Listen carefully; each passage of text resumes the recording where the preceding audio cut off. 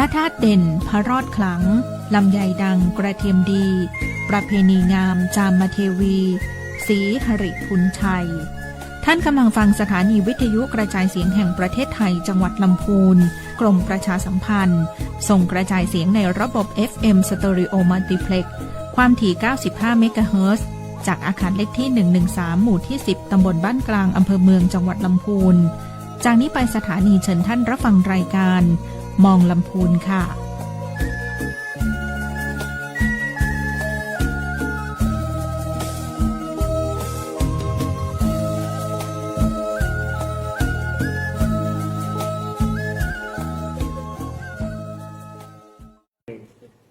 สวัสดีครับสวัสดีครับ สวัสดีครับ สวัสดีครับ สวัสดีท่านผู้ชมท่านผู้ฟังนะครับผมตอนนี้เราอยู่กับรายการมองลำพูนนะวันนี้เราอยู่กันนอกสถานที่กันสักหน่อยนะครับอยู่กับน้องอั้นอธิวัฒน์กันทับปิงครับผมวันนี้แน่นอนเลยว่าสถานการณ์บ้านเราถึงแม้ว่าอาจจะไม่หนักเท่าคนอื่นเพราะช่วงนี้เป็นช่วงหน้าฝนเนาะแต่เราก็อาจจะต้องเตรียมตัวแล้วก็รับทราบข้อมูลบ้างนะครับในการที่จะป้องกันแล้วก็ระมัดระวังในเรื่องของสถานการณ์ฝนแน่นอนเลยว่าจะเป็นใครที่ไหนไม่ได้นอกจากท่านธนานวลปลอดนะครับผมหัวหน้าสำนักงานป้องกันและบรรเทาสาธารณภัยจังหวัดลำพูนครับผมวันนี้ขออนุญาตมาที่ของเขาเลยวันนี้เรามาแบบว่าที่ปภเลยนะครับเพื่อที่จะได้มารู้กันสักหน่อยว่าสถานการณ์บ้านเราตอนนี้เป็นยังไงในเรื่องของอุทกภัยจะเกิดไหมไม่เกิดหรือแม้แต่ความเสี่ยงต่างๆที่เราอาจจะต้องระมัดระวังกันนะครับท่านครับผมช่วงนี้เป็นยังไงบ้างครับในเรื่องของสถานการณ์ฝนนะครับผมครับจากสถานการณ์เข้าตั้งแต่ฤดูฝนนะครับที่ผ่านมาตั้งแต่วันที่20 พฤษภานะครับก็ในส่วนของจังหวัดลำพูนก็จะมีฝนเล็กน้อยถึงปานกลางนะครับที่พัดผ่านเข้ามานะครับในช่วงระยะเวลาที่ผ่านมาโดยเฉพาะยิ่งในช่วงของเดือนสิงหานะครับก็มีฝนตกค่อนข้างนะครับครอบคลุมทุกพื้นที่แต่ว่าก็จะเป็นลักษณะของฝนโปรยกำลังอ่อนนะครับคือส่วนใหญ่แล้วก็ไม่ได้สร้างความเสียหายอะไรนะครับกับทางไม่ว่าจะเป็นเรื่องของทรัพย์สินทางด้านการเกษตรเองนะครับตลอดจนถึงชีวิตการเป็นอยู่ของพี่น้องประชาชนนะครับลำพูนก็อยู่ในลักษณะภูมิประเทศที่ค่อนข้างที่จะมีความปลอดภัยค่อนข้างสูงนะครับในเรื่องของสถานการณ์อุทกภัยอาจจะมีหลายจังหวัดข้างเคียงจังหวัดลำพูนจังหวัดเราเนี่ยแต่ว่ามีผลกระทบนะครับแต่ว่าในส่วนของในฝนที่จะตกในพื้นที่เองนะครับค่อนข้างที่จะไม่ส่งผลกระทบนะครับกับพี่น้องประชาชนนะครับมีตกบ้างมีตกบ้างนะครับเนื่องจากว่าปัจจุบันนะครับในส่วนของสภาพของภูมิอากาศนะครับในเรื่องของการพยากรณ์เราก็จะเห็นว่าในช่วงที่ผ่านมานะครับอาจจะมีในส่วนของพายุขนาดใหญ่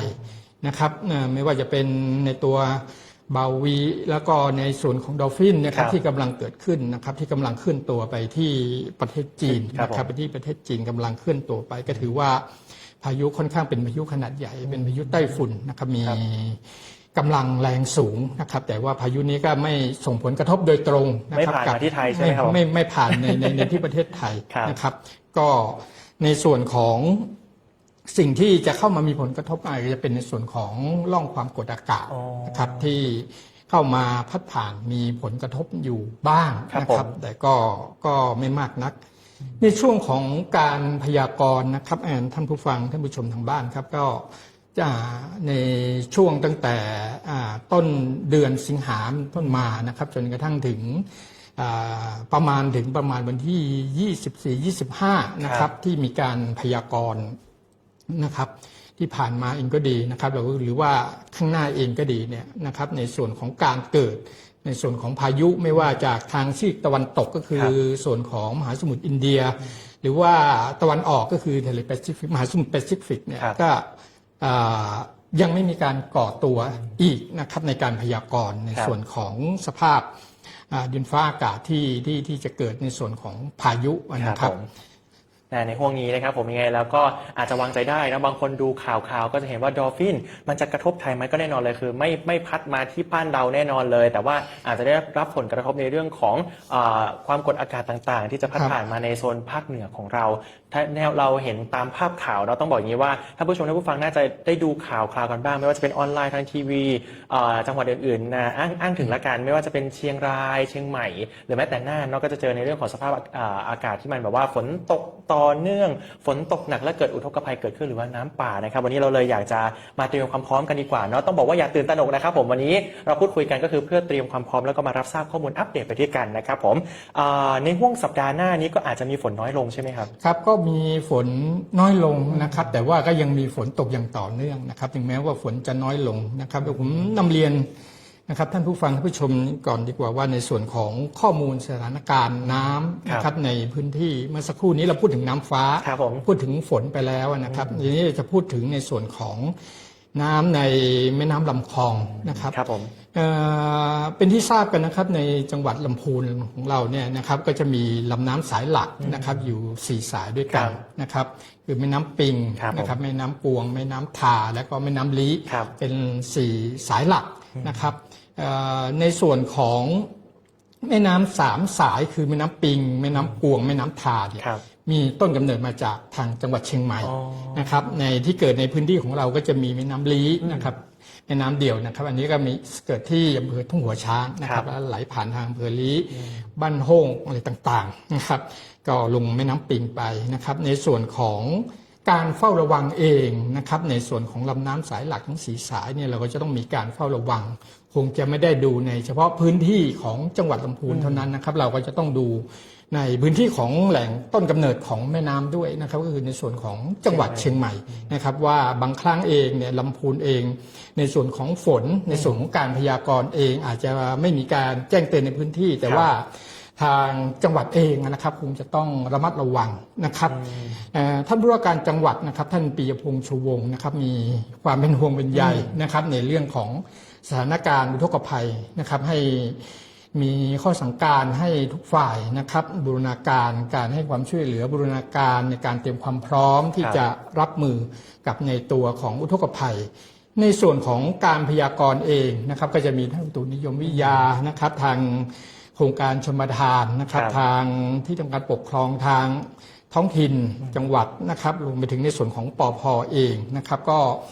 ได้มีการเฝ้าระวังติดตามในส่วนของการพยากรณ์มาโดยตลอดนะครับเพื่อที่จะ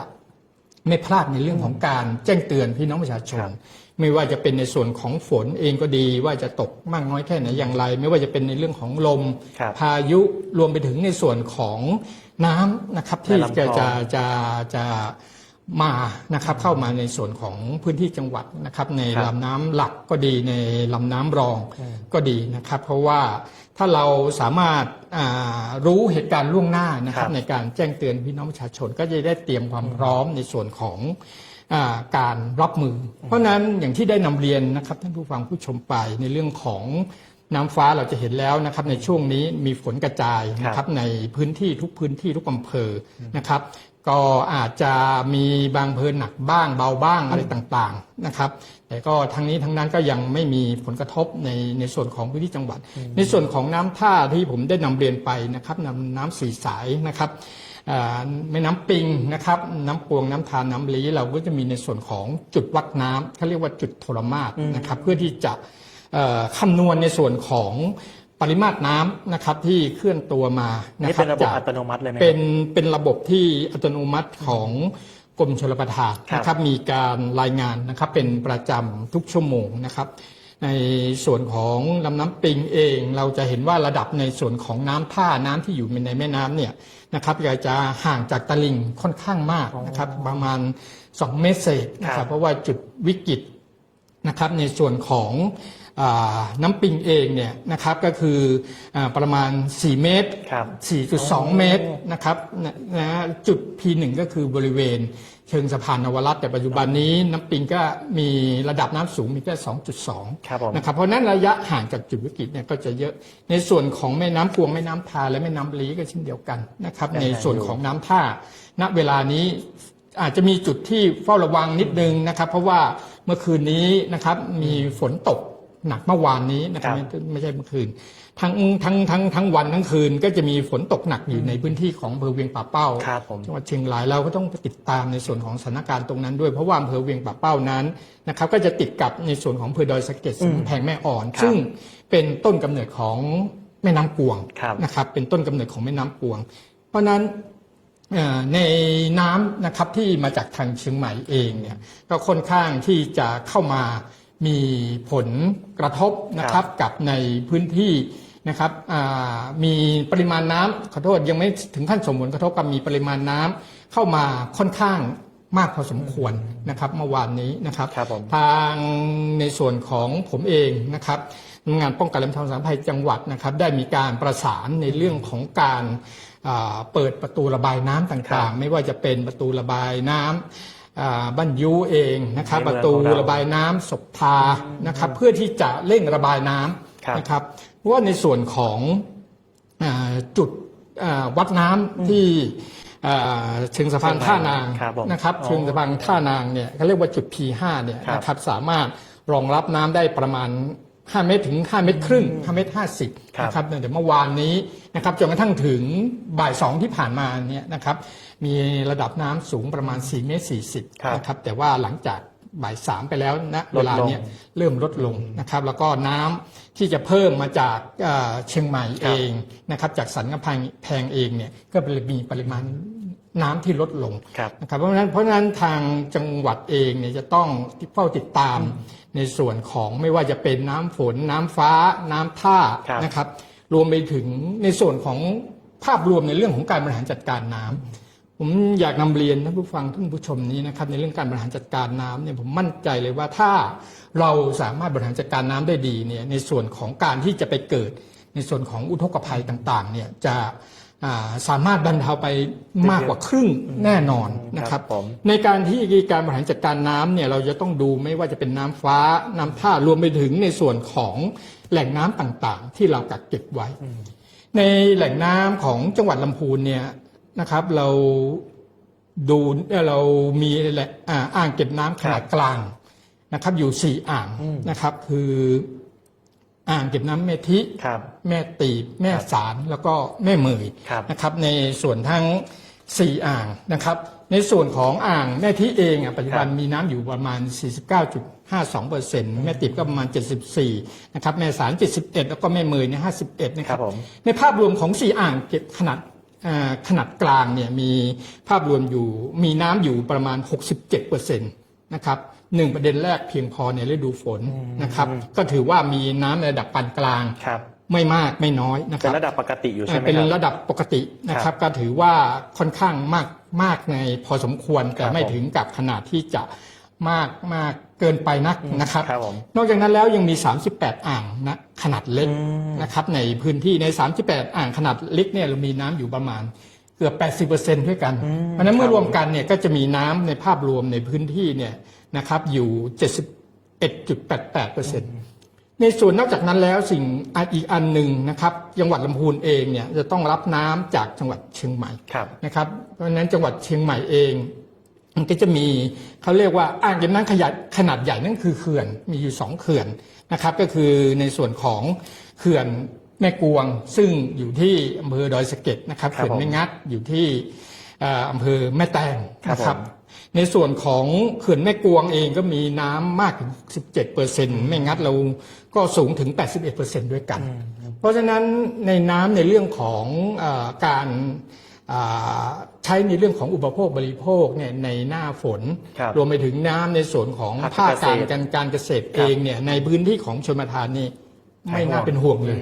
นะครับไม่น่าเป็นห่วงเลยเพราะว่าในปริมาณน้ำเนี่ยมีค่อนข้างมากพอสมควรนะครับแล้วเราสามารถรับน้ำเติมน้ำได้นะครับจาก2 เขื่อนขนาดใหญ่ของจังหวัดเชียงใหม่นะครับและนี่ก็คือในส่วนของน้ำต้นทุนที่เรามีอยู่ถ้าเราเห็นในส่วนของพยากรณ์มาว่าในส่วนของพายุถ้ามันจะเข้ามานะครับแล้วอาจจะส่งผลกระทบกับในส่วนของจังหวัดนะครับเราก็จะต้องหาทางให้น้ำไปนะครับตอนที่ฝนน้อยต่างๆแล้วก็ต้องหาทางให้น้ำอยู่ครับก็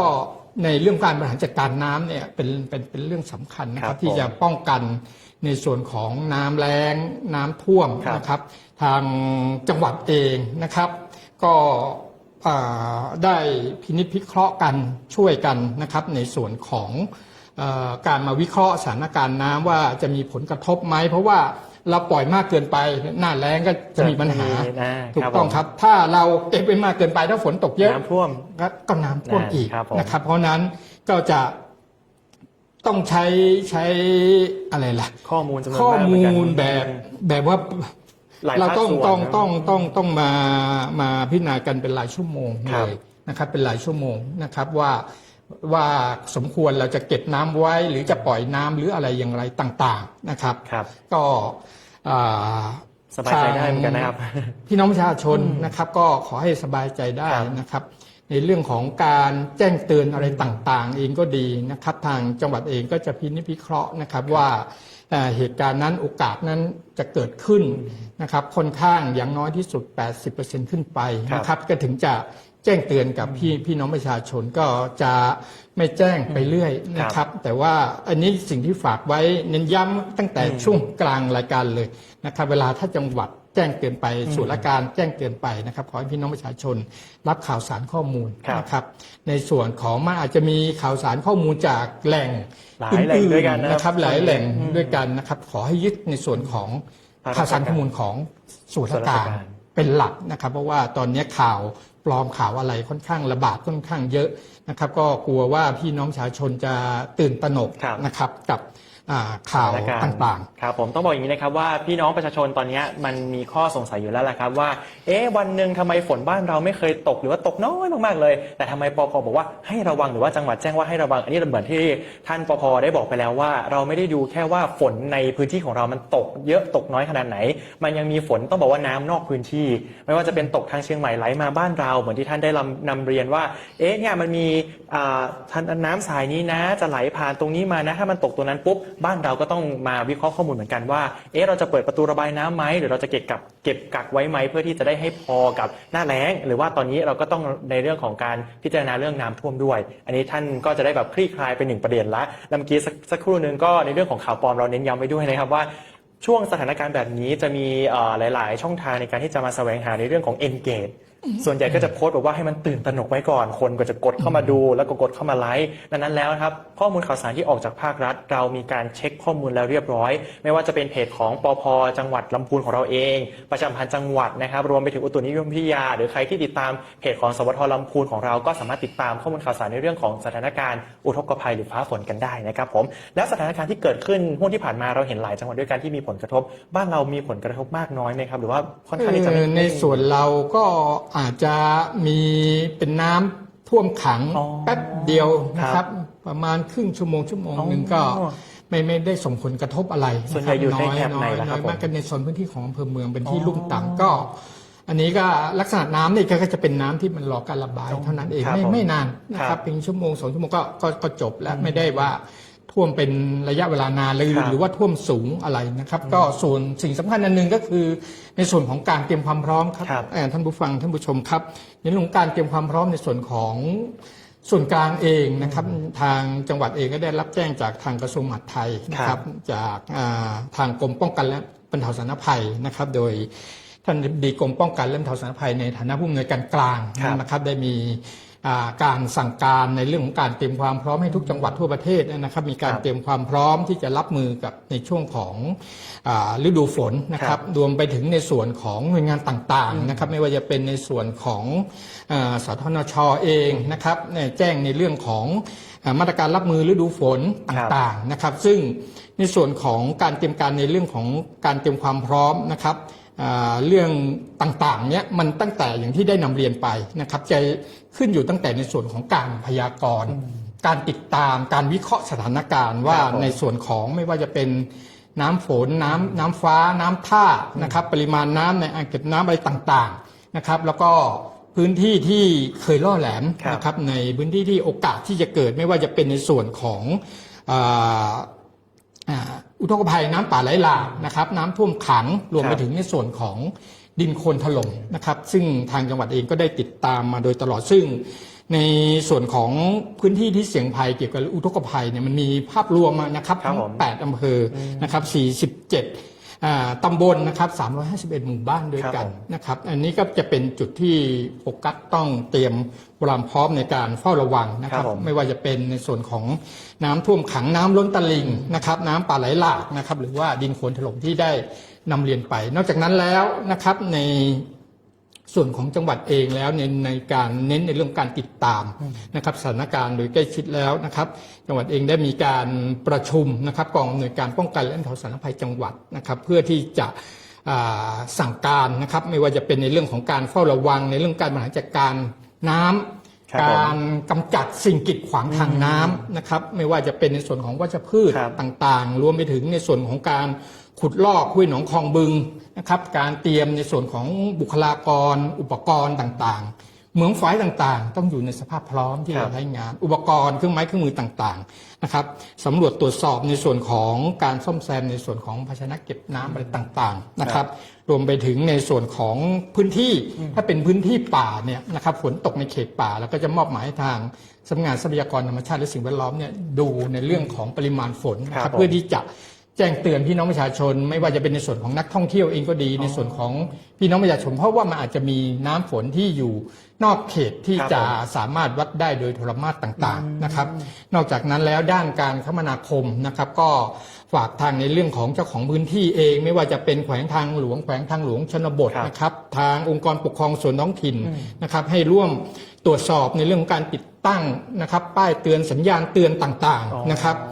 ในส่วนของการแพทย์สาธารณสุขนะครับมีความพร้อมในเรื่องของ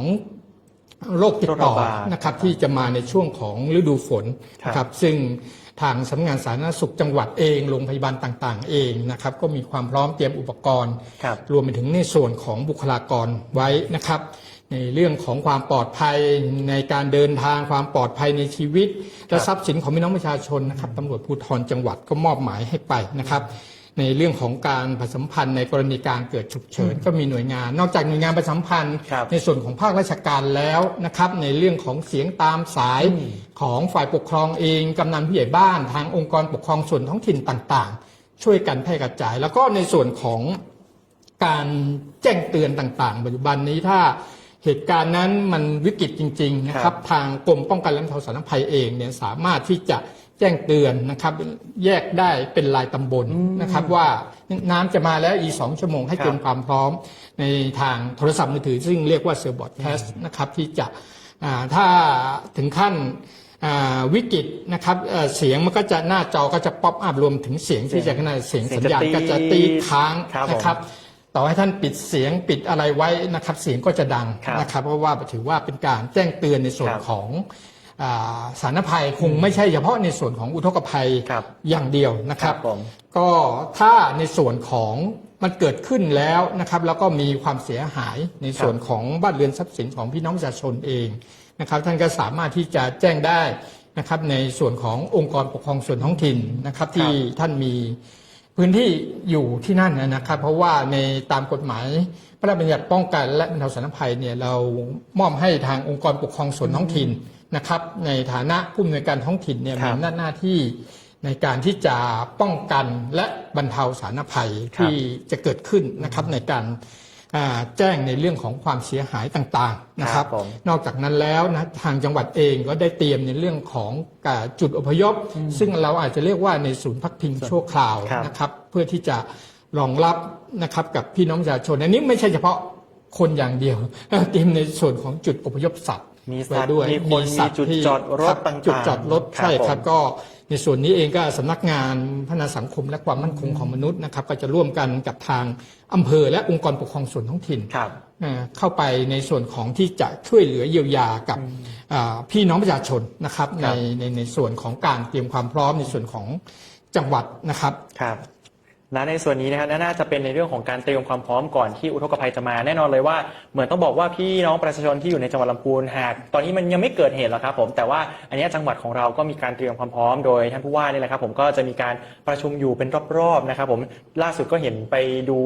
แม่น้ำลำคลองดูจุดต่างๆเพื่อที่จะดูว่ามันเสี่ยงไหมด้วยใช่ไหมครับผมถูกต้องครับก็ดูในเรื่องของการเตรียมความพร้อมของหน่วยงานต่างๆดูจุดเสี่ยงที่เคยเกิดนะครับในห่วงระยะเวลาที่ผ่านมานะครับเพื่อที่จะเตรียมในส่วนของการป้องกันหากเกิดในส่วนของอุทกภัยเกิดขึ้นในพื้นที่นะครับรวมไปถึงการให้กำลังใจนะครับกับเจ้าหน้าที่ผู้ปฏิบัติงานนะครับในการ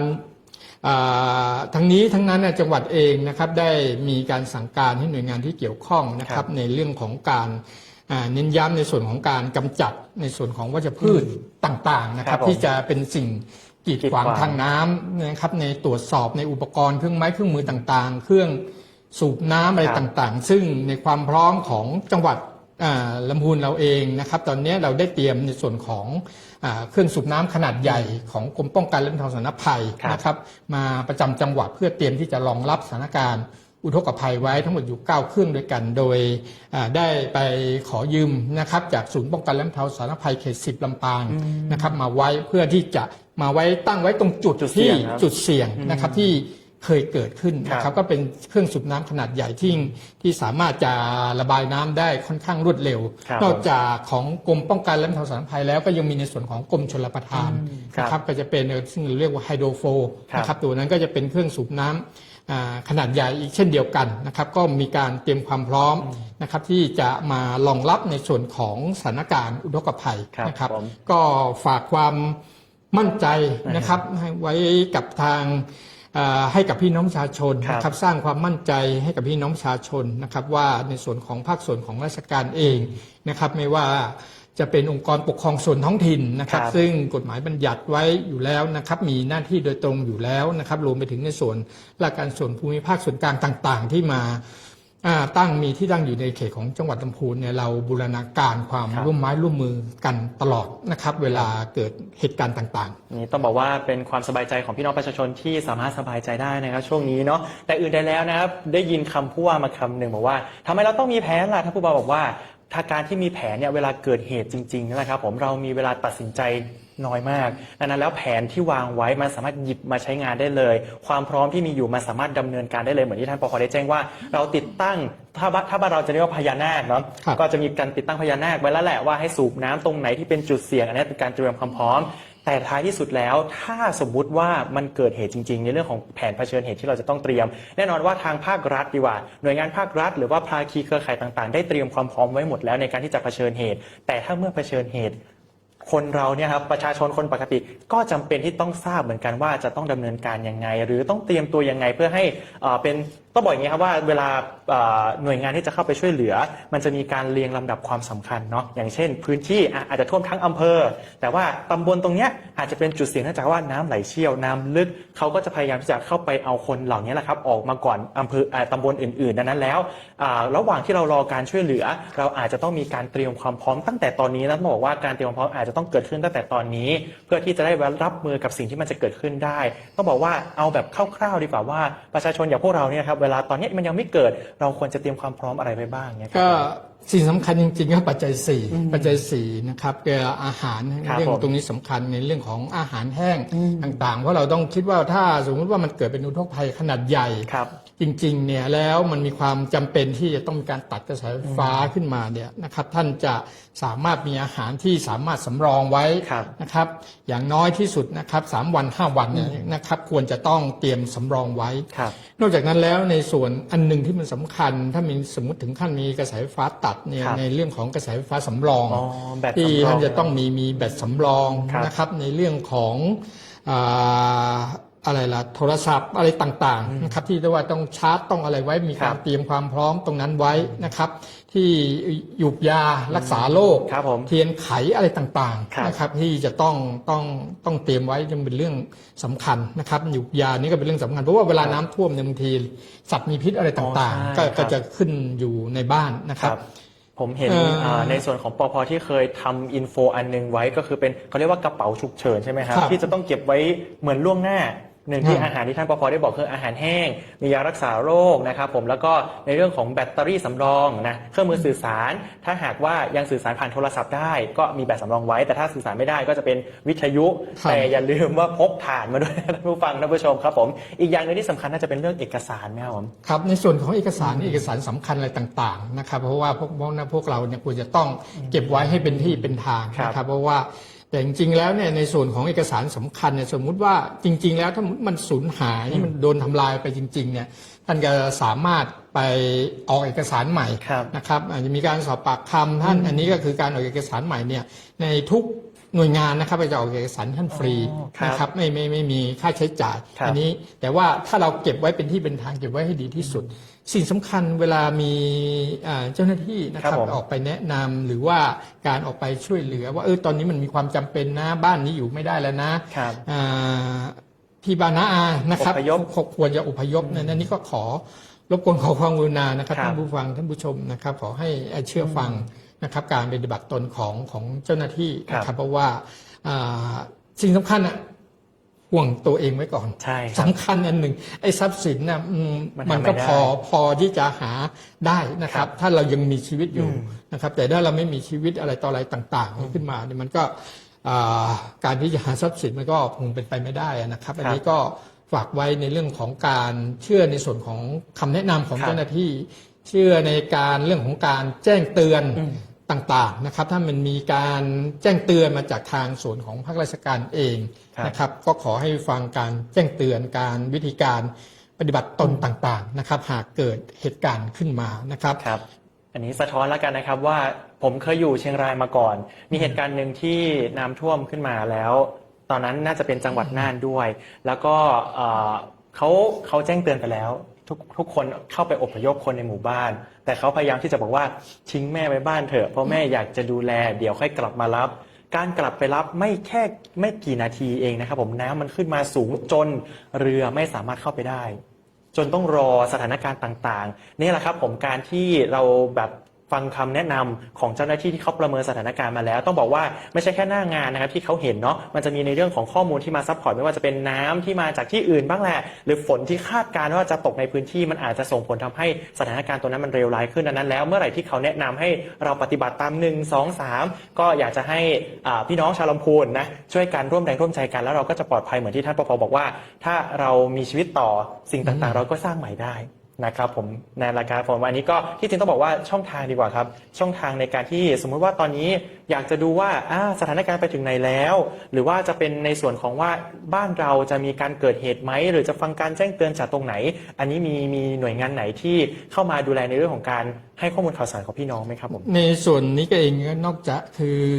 จะมีหน่วยงานอย่างที่ได้นำเรียนไปภาครัฐเองนะครับภาครัฐไม่ว่าจะเป็นในส่วนของประชาสัมพันธ์จังหวัดเองนะครับสถานีวิทยุกระจายเสียงแห่งประเทศไทยเองนะครับรวมไปถึงในส่วนของอำเภอนะครับกำนันผู้ใหญ่บ้านนะครับรวมไปถึงในส่วนขององค์กรปกครองส่วนท้องถิ่นนะครับแล้วก็เวลาเกิดเหตุอะไรต่างๆเนี่ยเราจำตัวเลขง่ายๆไม่ต้องไปบอกตัวเลข9ตัว10ตัวจำไม่ได้แล้วครับก็คือ1784นะครับแจ้งในส่วนของสาธารณภัยทุกประเภทนะครับทำง่ายๆ1784แล้วก็ที่ได้นำเรียนไปเบื้องต้นนะครับถ้ามีเหตุในส่วนของการแจ้งก็ดีในเรื่องของการขอความช่วยเหลือเบื้องต้นอะไรก็ดีนะครับหน่วยงานที่ใกล้ชิดกับเราที่สุดคือองค์กรปกครองส่วนท้องถิ่นนะครับที่จะสามารถแจ้งตรงนั้นได้นะครับแต่ถ้าเราไม่สามารถไปแจ้งได้จะต้องโทรศัพท์อะไรต่างๆจำตัวเลข4ตัวนี้นะครับเหตุด่วนสาธารณภัย1784นะครับของกรมป้องกันและบรรเทาสาธารณภัยครับไม่ต้องรอให้มีเหตุแล้วเมมเบอร์นะครับเมมไว้เลยนะครับ1784เป็นสายด่วนของปภ.นะครับผมหากมีเหตุเกี่ยวกับสาธารณภัยไม่ใช่แค่น้ำท่วมนะครับผมก็สามารถแจ้งเข้ามาได้นะครับผมข้อมูลเหล่านี้ก็จะหลั่งไหลมาที่ท่านปภ.นี่แหละครับผมก็จะเป็นคนรับมือและบริหารจัดการด้วยรวมไปถึงท่านผู้ว่าด้วยนะครับผมอันนี้เป็นในเรื่องของเมื่อไหร่ที่เกิดเหตุดีกว่าเนาะนี่เป็นแผนเหมือนคล้ายๆเผชิญเหตุแล้วครับผมแต่สุดท้ายแล้วมันมีอีกหนึ่งอย่างที่เราต้องระมัดระวังก็คือหลังที่น้ำมันลดลงมาแล้วบางคนห่วงบ้านห่วงของอยากจะเข้าไปให้เร็วแต่เจ้าหน้าที่บอกยังนะเพราะอะไรนะเนื่องจากว่า1สายไฟงูเงี้ยวเขี้ยวขออันนี้ต้องระวังด้วยใช่ไหมครับในเรื่องของการเข้าไปในพื้นที่หลังที่น้ำท่วมแล้วครับ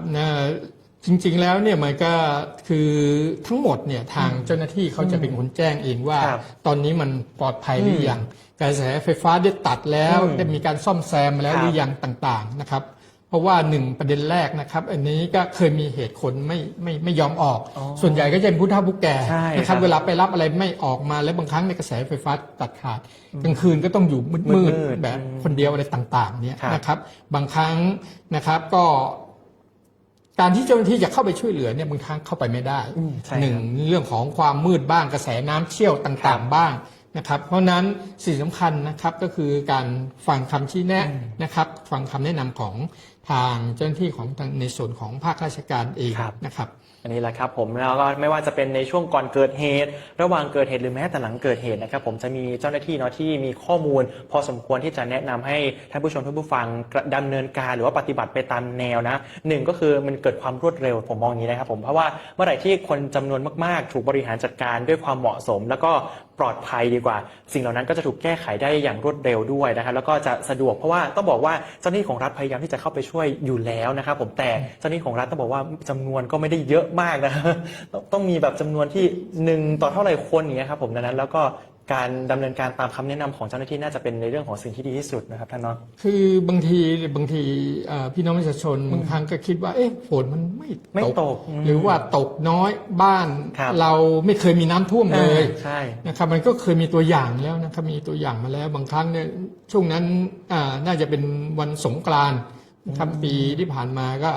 มีฝนตกที่ต้นน้ำขึ้นมานะมวลน้ำมหาศาลขนาดใหญ่มันก็ออกมาเสร็จก็พัด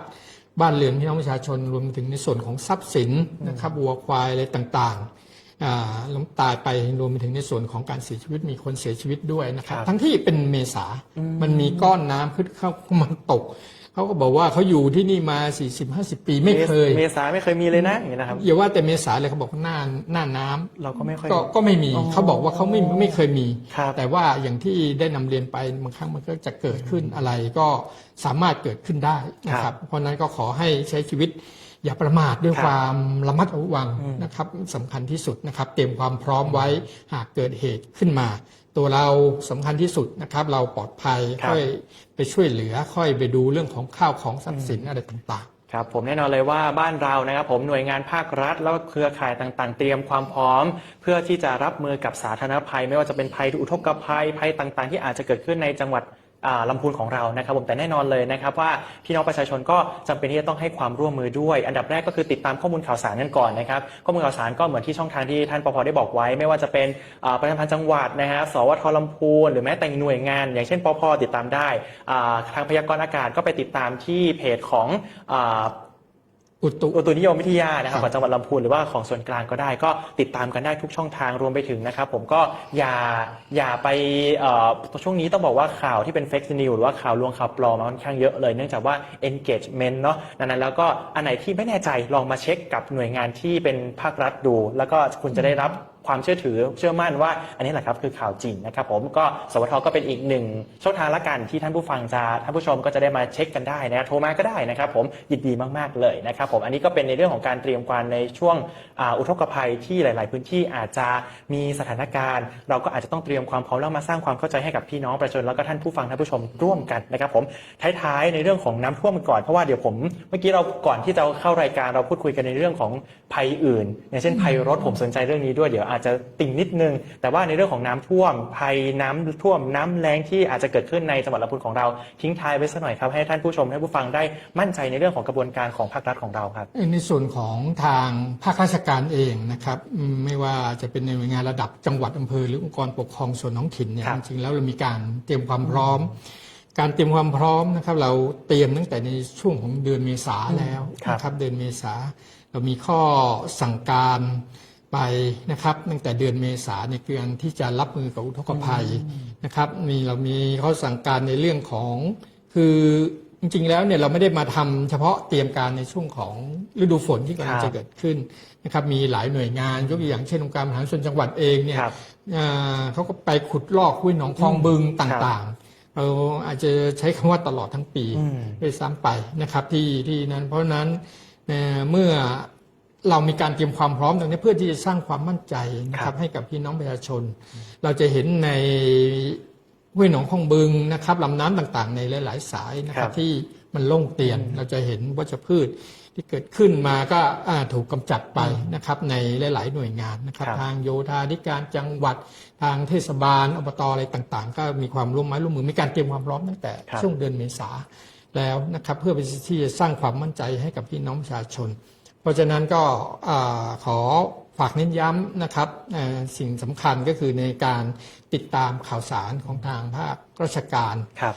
เป็นหลักนะครับทางจังหวัดเองก็จะมีการ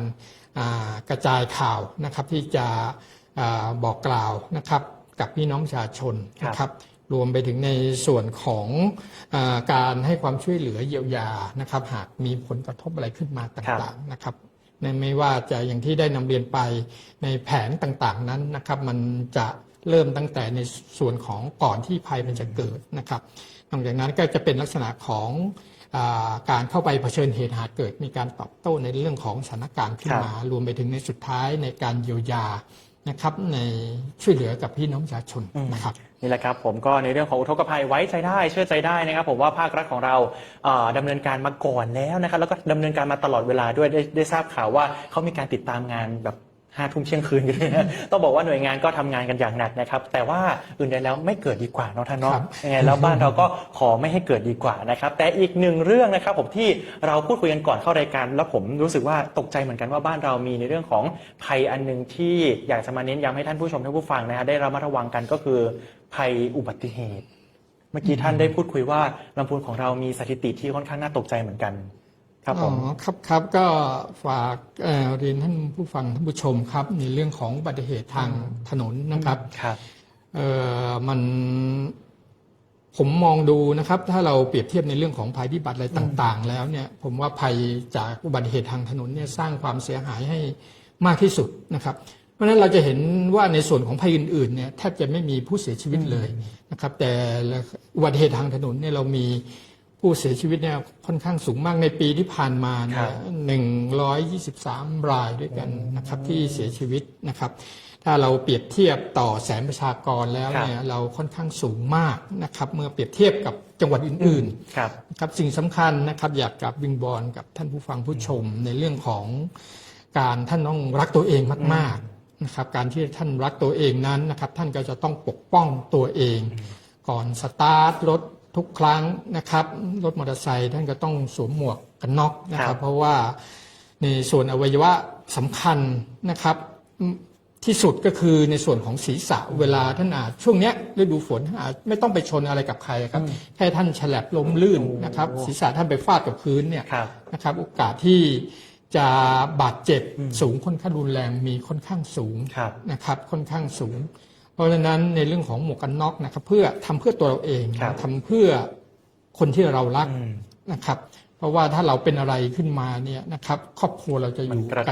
กันยังไงมันจะกระทบค่อนข้างมากแล้วบางครั้งเองไม่ว่าจะเป็นในส่วนของคนพิการเองอะไรต่างๆเองเนี่ยก็ถ้าเกิดมันมีผลกระทบรุนแรงซึ่งก็มี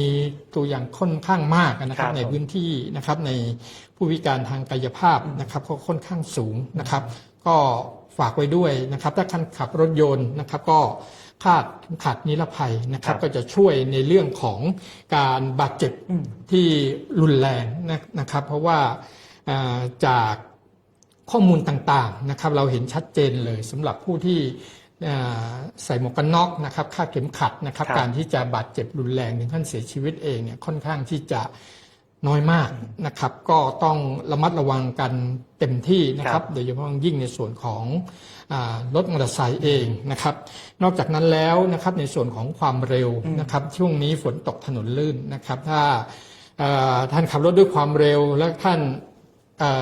ไปเบรกอะไรกระทันหันเนี่ยรถท่านอาจจะพลิกอาจจะปัดได้นะครับเพราะนั้นการใช้ความเร็วที่เหมาะสมการที่ท่านเคารพกฎจราจรนะครับก็เป็นอีกประเด็นหนึ่งสำคัญนะครับที่เราจะรักษาชีวิตนะครับเวลาเราล้มน็อกเราไม่ได้น็อกคนเดียวนะครับครอบครัวเราน็อกไปด้วยนะครับแล้วก็อันนึงนะครับเกี่ยวเรื่องของอุบัติเหตุผมฝากเรื่องของการทำประกันนะครับการทำประกันเนี่ยเป็นประกันที่กฎหมายบังคับเป็นภาคบังคับเป็นภาคบังคับไม่ว่าจะเป็นรถยนต์ก็ดีรถมอเตอร์ไซค์ก็ดีในส่วนของรถมอเตอร์ไซค์เองนะครับก็จะมีเบี้ยประกันอยู่นะครับไม่เกิน125 ซีซีก็323 บาทเท่านั้นนะครับท่านสามารถไปทำได้ที่บริษัทกลางคุ้มครองผู้ประสบภัยจากรถนะครับอยู่อาคารทางเข้าตลาดจตุจักรนะครับแล้วก็ทางบริษัทกลางเองได้ทำ MOU ร่วมกันนะครับกับห้างสะดวกซื้อต่างๆแมคโครโลตัสเซเว่นอะไรต่างๆนะครับท่านอยู่ไกลท่านอยู่ทุ่งหัวช้างท่านอยู่ลี้นะครับก็สามารถไปที่ร้านสะดวกซื้อได้นะครับท่านก็บอกว่ามาซื้อประกันรถมอเตอร์ไซค์นะครับท่านบอกหมายเลขทะเบียนอะไรต่างๆนะครับแล้วก็ น้องเขาก็จ่ายตังค์น้องปริ้นใบเสร็จออกมาพอปริ้นใบเสร็จออกมาเนี่ยมันจะเริ่มความคุ้มครองนับตั้งแต่บัดนั้นซึ่งการทำประกันเนี่ยจะไม่เกี่ยวกับเรื่องของการต่อทะเบียนภาษีนะครับรถท่านอาจจะขาดการต่อทะเบียนภาษีมานานหลายปีอะไรต่างๆไม่เกี่ยวกันท่านสามารถไปทำประกันได้เพราะว่าในส่วนนี้เองเนี่ยจะถ้ามีในส่วนของอุบัติเหตุเนี่ยจะได้รับความคุ้มครองไม่ว่าจะเป็นค่ารักษาพยาบาล 30,000 บาทนะครับอุบัติเหตุถึงขั้นบาดเจ็บรุนแรงและในสุดถึงขั้นเสียชีวิตนะครับก็จะคุ้มครองในส่วนของผู้เสียชีวิตนะครับถ้าเป็นฝ่ายถูกโดนกระทำเนี่ยสูงถึง 500,000 บาทด้วยกันนะครับก็ฝากไว้นะครับ323 บาทวันหนึ่งไม่ถึง1 บาทครับจะคุ้มครองคนที่มาใช้รถมอเตอร์ไซค์ที่ท่านไปทำประกันนี่แหละครับผมก็นอกจากภัยทางธรรมชาติแล้วภัยในเรื่องของท้องถนนก็เป็นเรื่องสำคัญของคนลำพูนเช่นกันนะครับวันนี้เลยเอามาฝากไว้เพราะว่าได้เป็นข้อมูลนะครับเพื่อที่จะได้เอาไประแวดระวังกันเนาะแล้วก็มั่นใจได้นะครับว่าหน่วยงานภาครัฐของเรานะครับได้ดำเนินการไม่ว่าจะเป็นก่อนระหว่างหรือแม้แต่หลังเกิดเหตุเราพยายามที่จะทำให้ความเสียหายหรือผลกระทบเกิดขึ้นกับคนลำพูนให้น้อยที่สุดเหมือนที่ท่านปภ.ได้บอกไว้โดยท่านผู้ว่าราชการจังหวัดลำพูนของเราแล้วก็ท่านปภ.นั่นเองนะที่จะได้ช่วยกันนะครับแล้วก็หน่วยงานอื่นๆด้วยนะครับยังไงแล้วก็ฝากติดตามข้อมูลข่าวสารกันด้วยในช่วงของหน้าฝนแบบนี้นะครับผมท้ายรายการแบบนี้นะครับผมต้องขอบคุณท่านหัวหน้าป้องกันและบรรเทาสาธารณภัยจังหวัดลำพูนของเรานะครับท่านทัศนานวลปลอดนะครับที่มาให้ข้อมูลกับเราและถ้าหากมีสถานการณ์อื่นใดเราอาจจะขอความกรุณาจากท่านอีกนะครับเพื่อจะเอามาให้ข้อมูลกับท่านผู้ชมท่านผู้ฟังเพื่อที่จะได้รับทราบไปพร้อมๆกันนะครับสำหรับวันนี้ขอบคุณมากเลยนะครับดีครับสวัสดีครับผมสวัสดีมองลำพูนลาไปก่อนนะครับแล้วเจอกันใหม่วันพรุ่งนี้นะครับผมกับของยุติธรรมนะครับที่จะมาให้ข้อมูลท่านเช่นกันนะสำหรับวันนี้ลาไปก่อนครับสวัสดีครับครับสวัสดีครับผู้จาภาษาพี่น้องกับรายการมองละปูนผู้จาภาษายองกับรายการมองละปูน